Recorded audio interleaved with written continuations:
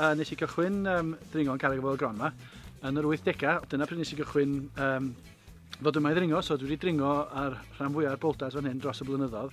A dwi'n meddwl bod o'n le perffaith i ddod â bobl sy'n just cychwyn allan ar ymddringo, neu just cychwyn allan ar ymfoldro. Mae'r graig yn rough neis, dydy'r problemau ddim yn rhy uchel, dyn nhw'n rhy anodd.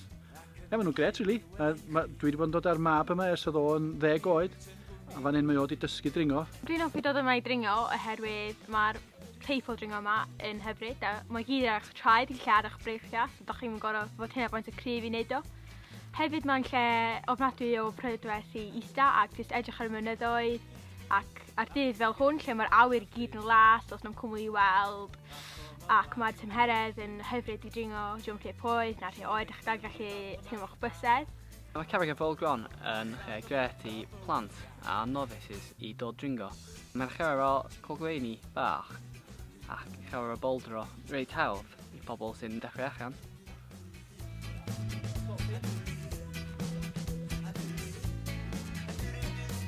A pan dwi'n cysgu braf mae'r llun yn dod yn fyw, ac ochr draw i'w brynu a ma' 'na bobl eraill fyw.